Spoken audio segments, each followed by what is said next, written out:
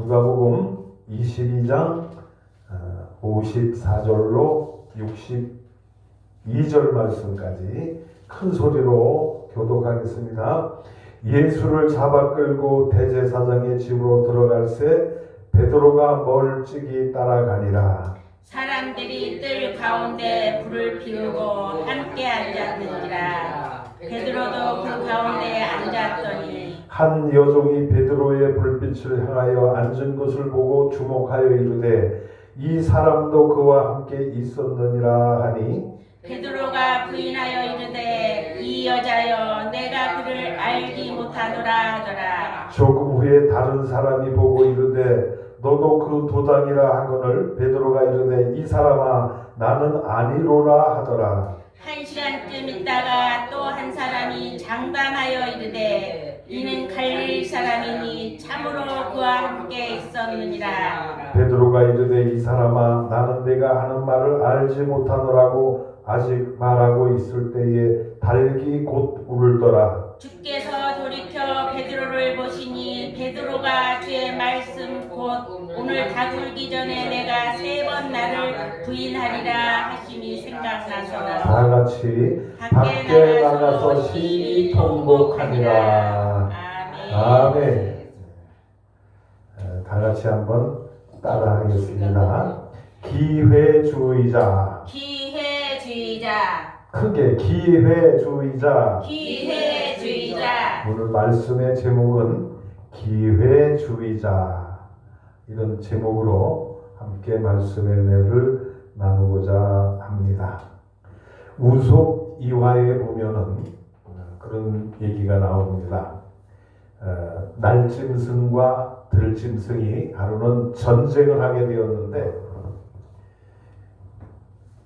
날짐승과 들짐승이 막 싸우고 있는데 그 박쥐라고 하는 녀석이 한번 이렇게 가만히 보니까 날짐승이 막 이기고 있거든요. 그러니까 날개를 펴갖고 날짐승 그 편에 가가지고 막 그냥 싸우는 척하고 있었어요.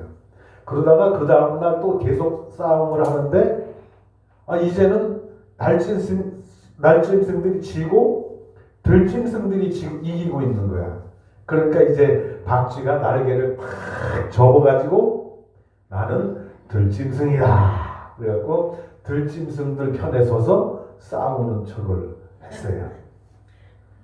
그러다가 전쟁이 끝나고 평화가 찾아왔는데 이 박쥐가 날짐승에를 가니까 날짐승들이 너는 날짐승이 아니야. 저쪽으로 가. 쫓아버려요. 그래서 박쥐가 들짐승 쪽으로 간 거예요.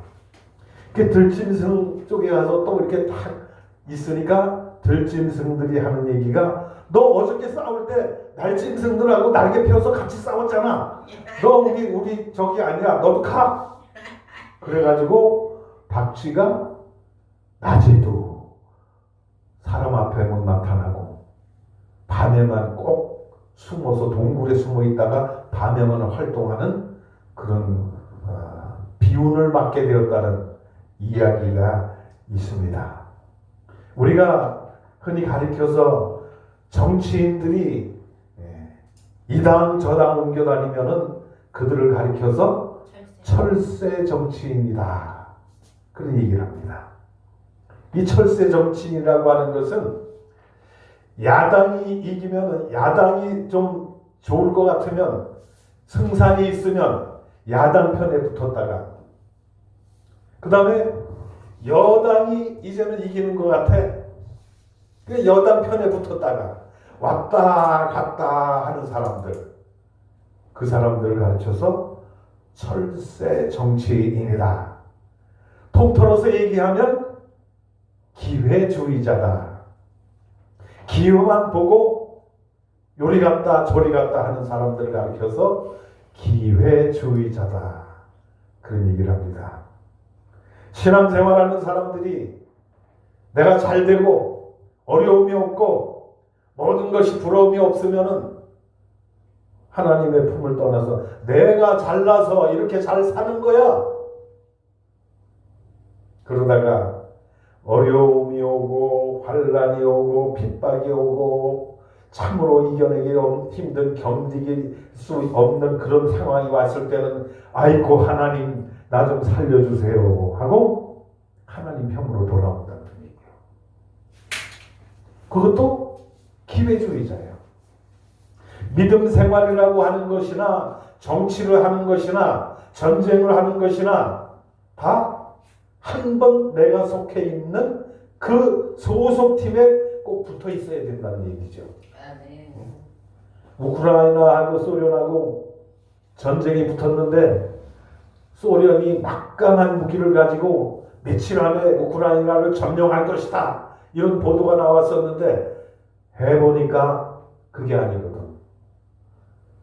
소련제 무기를 갖다 퍼붓고 막 하는데 야 우습게 여겼던 우크라이나가 이기고 있어요. 지금 전쟁이 난 지가 꽤 오래됐잖아요. 며칠이면 집어삼켜 먹어버릴 것 같이 생각을 했었는데 지금 당하고 있어요. 그래갖고 우크라이나를 들어갔다가 패배해서 전차, 야포, 헬리콥터, 비행기 막 떨어져 막 우크라이나 군에 의해서 다 그렇게 되는 걸 보게 됩니다. 소련의 한 장교 사단장이 대대장 불러가지고 훈장을 수여하는 그런 뉴스가 유튜브에 나왔습니다. 알고 보니까 그 사단장이 표창을 하는 훈장을 주는 그 받는 사람이 누군가 봤더니 자기 아들이라는 거예요. 자기 아들에게 훈장을 주는데 기가 막힌 것은 이 아들이 전쟁하다가 도망간 거예요.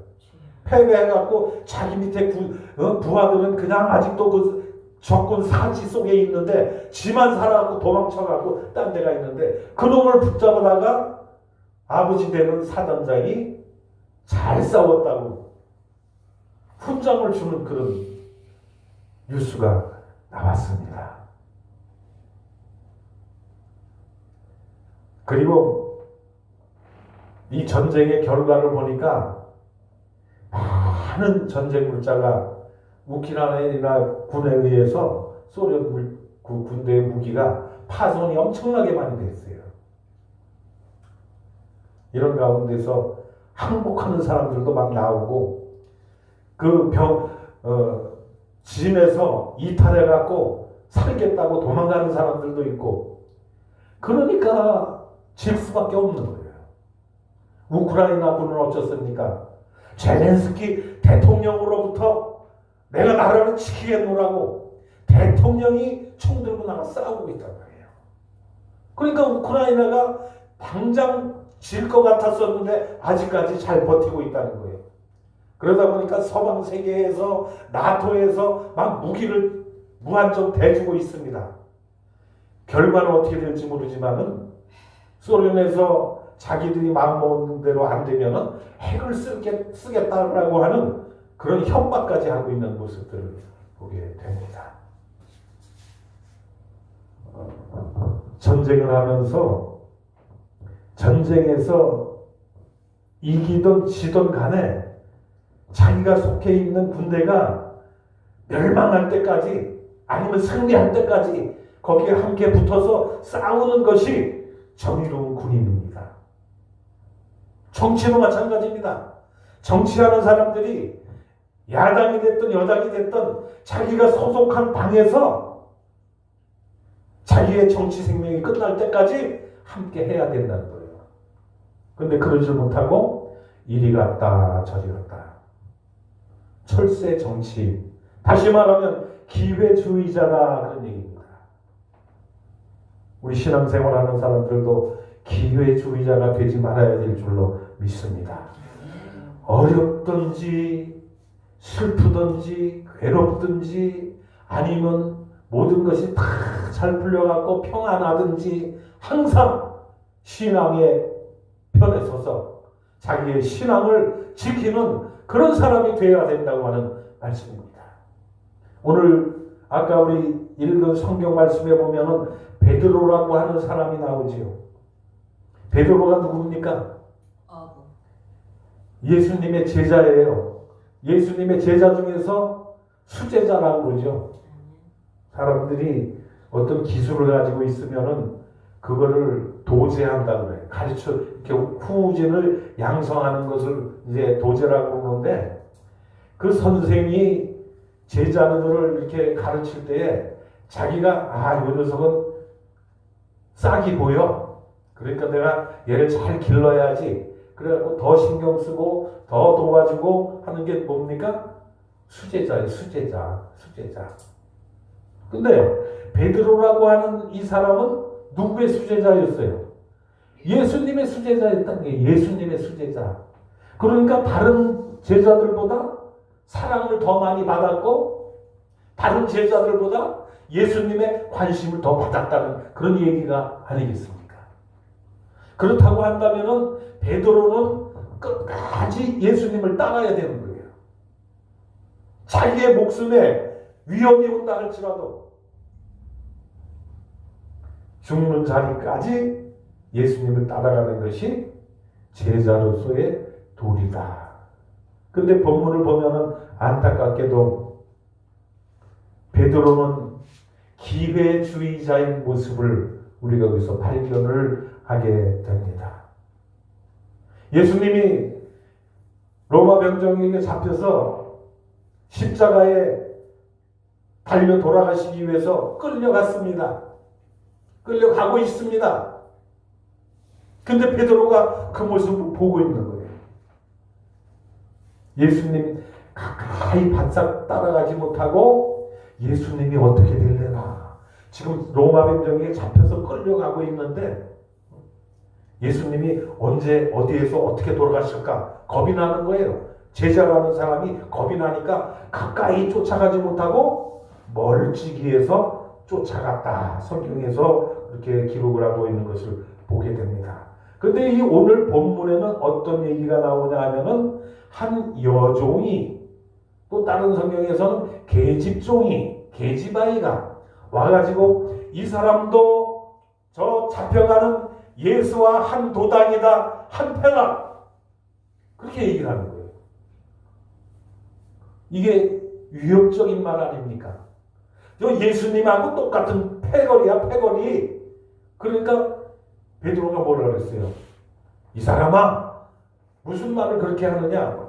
나는 도무지 저 사람을 알지를 못한다. 그런 얘기를 했어요. 근데 이거를 한 번만 해도 그냥 눈 감아 죽겠는데 3번씩이나 부인을 했다겠죠. 그 다음에 3번째는 저주하며 욕하며 이렇게 부인을 했다는 그런 기록이 있습니다.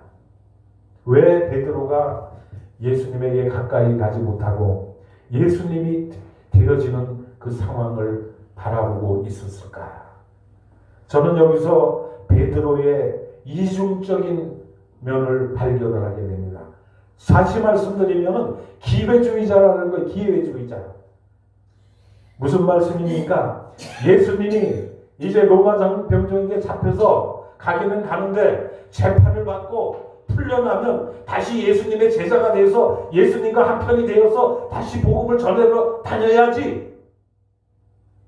그렇게 생각을 했을 것이고, 한편으로는 예수님이 이제 로마 병정에게 잡혀서 끌려가서 죽임을 당하면 나도 한편이라고 해서 한패라고 해서 나도 죽지 않을까. 그래가지고 예수님을 가까이 가지 못하고 멀찍이 따라갔다고 그랬어요. 멀찍이 따라서. 그러니까 멀찍이 따라간다는 것은 뭔 말입니까? 예수님의 상황이 어떻게 변하는가를 본다는 거예요. 기회주의자라는 거예요. 오늘 우리는 이런 치사한 인간이 돼서는 안 될 줄로 믿습니다. 아멘. 우리는 사나 죽으나 주님의 것이고, 아멘. 우리에게 어려움이나 고통이 오나 죽음이 오나 어떤 시련이 온다 할지라도 예수님의 편에 서서 나가야 된다고 하는 말씀인 것입니다. 아멘. 문재인 정권이 5년 동안 집권해갖고 가진 방법을 다 동원해서 백성들을 괴롭혔습니다. 이 상황을 보고도 말 한마디 못하고 입 꼭 닫고 꿀먹은 벙어리가 돼서 눈치만 보는 목사들이 얼마나 많이 있었습니까? 저는 깜짝 놀랐습니다. 어제 그저께 유튜브를 보다 보니까 여의도 모 교회 모 목사가 나와가지고 공산주의를 때려잡아야 됩니다. 주사파를 때려잡아야 됩니다. 그렇게 외치더라고요. 깜짝 놀랐어요. 문재인이 집권했을 때는 입 빵끝도 못하고 눈치만 보고 있던 그런 사람들이 정권이 바뀌고 나니까 이제는 가서 이렇게 외쳐도 나를 잡아갈 놈이 없겠지. 그런 마음에서였는지 어쩌는지 몰라도 이제 나와가지고 공산당을 때려잡읍시다. 교인들이 해야 합니다. 교회가 앞장서야 됩니다. 이러고 있더라고요. 그거를 보는데 내 분통이 터지더라고요. 분통이 터지더라고요. 저는 재작년에 오살리 기도원에 가서 설교를 하다가 나라에 되어져가는 꼬라지가 하도 역겹고 보다 못해서 설교를 했습니다.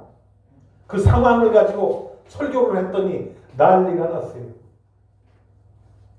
설교 시간에 설교 듣던 젊은 2030쯤이나 되는 애들이 한 30명이 일어나고 나가버렸어요. 자기네 사상과 틀리다는 얘기지. 일어나서 나가버리면서 그냥 갔으면 좋겠는데 나가다가 기도원 사무실에다가 전화를 걸어가지고 저 김도열 목사 왜 저런 강사를 세웁니까? 어느 한 편을 이렇게 꼭 집어가지고 그것만 저거 하는 그런 설교를 하는 사람이 어떻게 강사를 쓸 수가 있습니까? 그러고 가버린 거예요. 원장이 휴무 날인데 그 소식을 듣고 얼굴이 하얘져갖고 기도원으로 왔더라고요. 와가지고 저녁 시간에 다른 분이 설교할 때 광고 시간에 나가가지고 앞으로는 저런 설교하는 사람은 안 세우겠습니다. 김도열이 안 세우겠다는 그 얘기 아닙니까? 나라가 위태롭고 어려울 때 나가서 외칠 수 있는 사람이 필요하다는 얘기예요.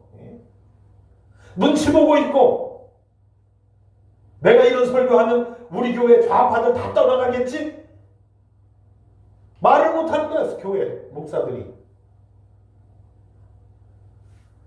그런데 정권이 바뀌고 나니까 나와갖고 그냥 핏대로 올라가면서 교회가 공산주의를 물리치는데 앞장서야 됩니다. 여러분이 앞장서야 됩니다. 주사파를 우리가 척결해야 됩니다. 그래서 내가 그 유튜브를 보고 답글을 달았어요. 정권이 바뀌기 전에 진즉 나와서 그렇게 외쳤으면 이 나라가 어렵지 않지 않습니까? 이제 와서 정권이 바뀌고 나니까 나와가지고 그렇게 하는 것 보기가 흉합니다. 댓글을 썼어요. 댓글을.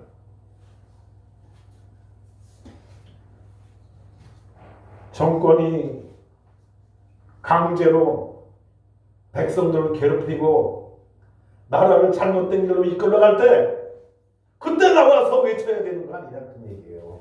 그래야 나라를 바로 세울 수 있다는 얘기 아닙니까? 우리나라에서 그동안에 많은 혁명들이 일어났습니다. 그 혁명의 주체가 누구였습니까? 백성들이었지요. 백성들 중에서도 누구였습니까? 기독교인이었습니다. 기독교인들.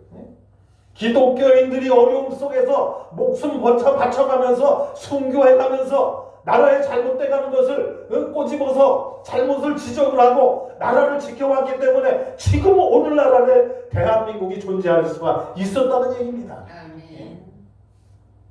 그런데 큰 교회 목사가 한마디도 못하고 있다가 이제 정권이 바뀌니까 윤석열 대통령이 공산당 다 쓸어버린다 그랬다고 주사파 다 척결했다고 약속했다고 나는 저 같으면은 얼굴이 화끈거려서 그런 얘기 못할 것 같아요.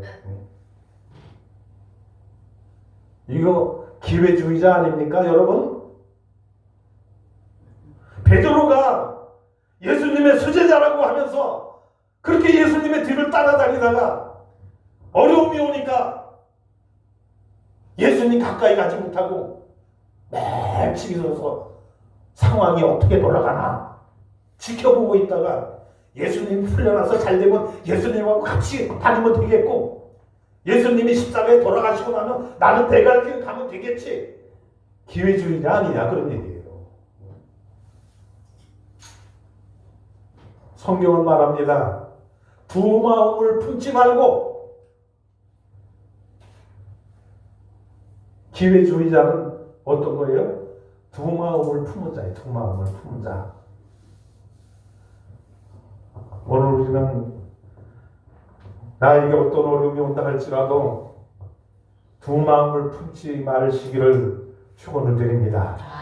아무리 어려움 오고 힘들고 내 생명을 위협하는 일이 온다 할지라도, 칼이 나를 향해서 찔러온다 할지라도 바른 신앙생활 한 마음을 품고 일심 단결해서 한 마음을 가지고 끝까지 전진할 수 있는 그런 신앙인이 될 때에 대한민국은 살아날 수가 있는 거예요. 아멘. 하나님은 이 나라를 사랑하시는 거예요. 축복하시는 거예요. 아멘. 어찌 그렇게 야비한 목사들이 있습니까?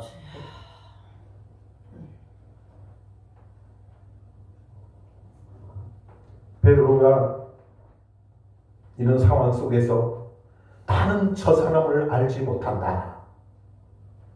자기의 생명에 위험이 닥쳐올까봐 그렇게 한 거예요. 그렇게 한 거예요. 이제 정권이 바뀌어서 윤석열 대통령이 당선되어서 나라를 20대 대통령으로 이 나라를 이끌어갈 그런 자리에 있습니다.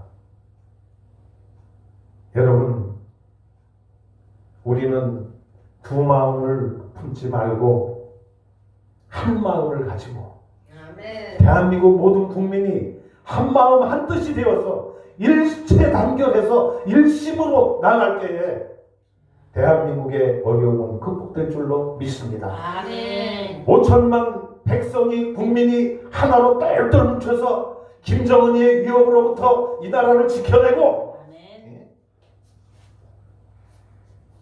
우리나라가 살기 힘들고 어렵게 된다 할지라도 우리가 썩어지는 하나의 미랄이 되어서 이 나라를 지킨다면 이 나라는 영원할 줄로 믿습니다. 아멘. 두 마음을 버릴 수 있기를 바랍니다. 아멘. 대한민국의 모든 백성들이 두 마음을 버리되 그 중에서도 믿는 신앙인들이 한 마음을 품을 수 있기를 바라고, 아멘. 그 중에서도 주의 종으로 부름받은 목사님들이 한 마음을 가지고 주의 편에 서서 정의의 편에 서서 어려움을 극복하고 나가야 될 줄로 믿습니다. 아멘. 그리할 때 대한민국에 희망이 있는 거예요. 앞날이 보장되는 거예요.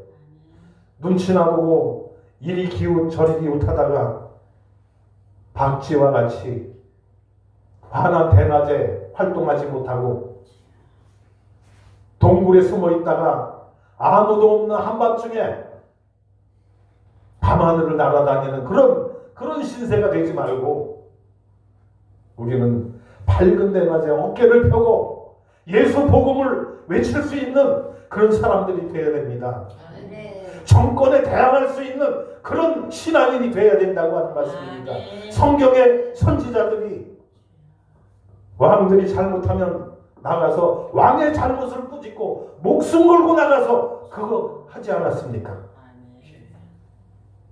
우리나라에 많은 사람들이 손가락질하고 비판하는 사람들도 있습니다만은, 그러나 이 나라에서 이 나라를 살리기 위해서 목숨 바쳐가면서 모범적으로 애국운동을 한 목사님이 있죠. 누굽니까? 정광훈.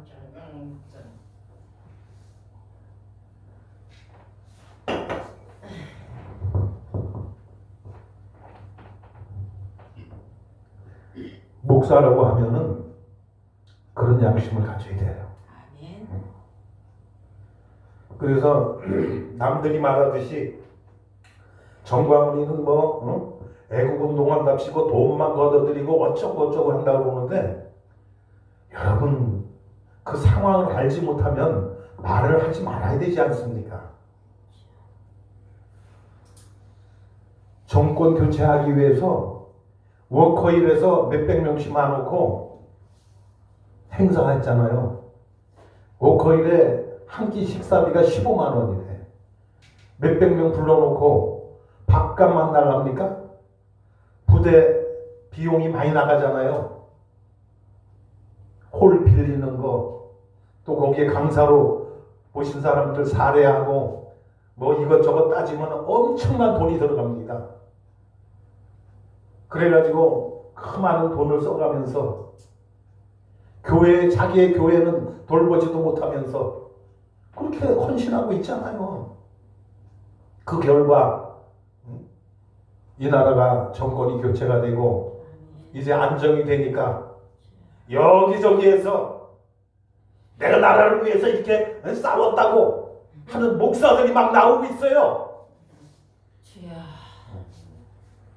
아유, 진짜 가만히나 있으면 중간이나 간다는 말이 있잖아요. 왜 그렇게 양심 없는 일을 하는지 모르겠어요. 기회주의자들 아닙니까?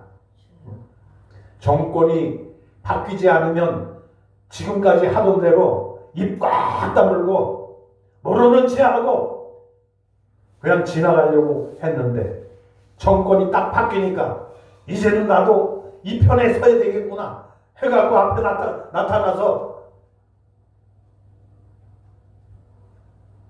그 뒤로는 얘기 안 해도 여러분 잘 아실 거예요. 그렇지 않습니까? 우리나라는 5,000년 역사라고 얘기를 하는데, 5,000년 역사 속에서 많은 외적으로부터 침입을 당했습니다. 그때마다 들고 일어난 백성들이 있어서, 그것도 양반들이 일어났습니까? 농민들 위주로, 상민들 위주로 들고 일어나서 나라를 살리겠다고 목숨 바쳐서 싸운 거예요. 양반들은 양반인 랩식 하고, 그런 데는 신경도 안 쓰고,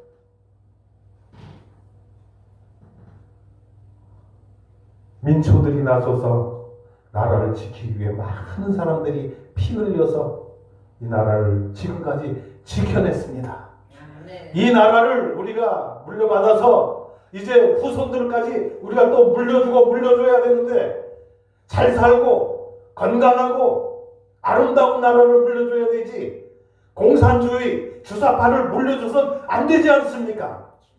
그래서 기독교인들이 앞장서서 눈이 오나 비가 오나 광화문에서 투쟁을 했고, 청와대 앞에서 비를 맞아가면서 그 엄동설안의 추위에 떨어가면서 나라를 살리고자 했던 거예요. 그 결과가 오늘에 나타난 거예요. 그런데 그때는 어디가 숨어 있다가 이제 나타나가지고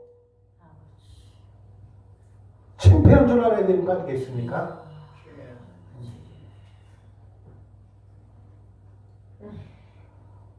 청와대 앞에서 시위할 때 청와대 습격하겠다고, 청와대 넘어가서 문재인이 끌어내겠다고 많은 사람들이 막 바리케이트를 넘어가고 막 할 때, 젊은 남자들이 공격 앞으로 청와대를 진격하려고 그러는데도 눈치만 보고 가만히 뒤로 빼는 거예요. 보다 못한 여성들이 앞장서 갖고 막 다퉈서 가는 거예요. 진격을 하는 거예요. 그래서 이건 안 되겠다. 같이 따라서 넘어가다가 경찰하고 멱살 잡히고 잡고 막 하다가 옷이 찢어지고 그런 적이 있습니다.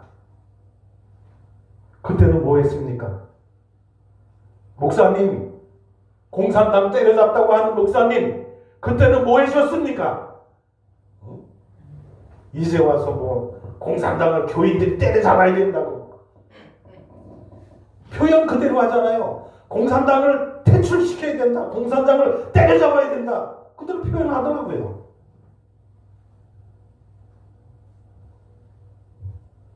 이 나라가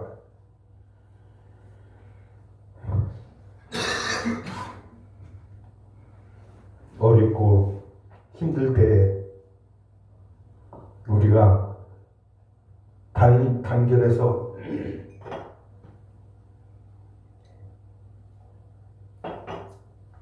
앞장서서 싸워서 이 나라를 지켜야 될 것입니다. 그리고 복음을 사수해야 될 줄로 믿습니다. 아멘. 그래서 서각을 하다가 설교하는 중에 딱 번쩍하는 생각이 나서 예수한국 복음 통일을 서각으로 남겨야 되겠다고 만드는 작품이 저거 아닙니까? 예수한국 복음 통일. 그 만들어. 바라기는 정치를 하는 사람들이나 신앙생활을 하는 사람들이나 모두가 한 마음이 되어서 나라를 살리고 복음을 지키고 이 나라를 선진 대열에 올려놓는 그런 일에 앞장서는 우리 모두가 되고 그런 정치인들이 되고 그런 백성들이 되어서 이 나라를 확고하게 지키고 선진 대열로 올려서 대한민국을 통해서 복음이 전 세계에 전파되고 아멘. 하나님의 나라를 확장해 나가는 우리 모두가 되고 성도들이 되고 정치인들이 될 수 있기를 예수님의 이름으로 축원을 드립니다. 아멘. 기도하겠습니다. 하나님 아버지, 지금까지 우리가 살아오면서 주여. 기회주의자로 살지는 않았는가? 내 자신을 돌이켜보면서 주여.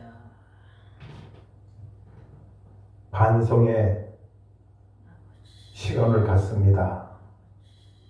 오늘 대한민국의 모든 백성들이, 모든 성도들이, 모든 목사님들이 하나로 뭉쳐서 나라를 살리고 아멘. 복음을 지켜내는 아멘. 그런 신실한 하나님의 종들이, 하나님의 백성들이 될 수 있도록 하나님 축복하여 주시옵소서. 아멘. 문재인 정권이 끝나고 윤석열 정권이 이제 정치를 시작을 했습니다.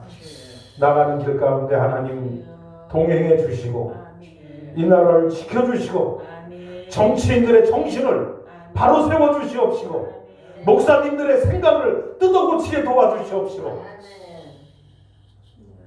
죽으나 사나 살든지 죽든지 주님의 것이라고 하는 아멘. 입술의 고백과 같이 행동으로 할 수 있는 모든 하나님의 백성들 될 수 있도록 축복해 주시옵소서. 아멘. 모든 말씀을 우리 주 예수님의 이름으로 간절히 기도하옵나이다.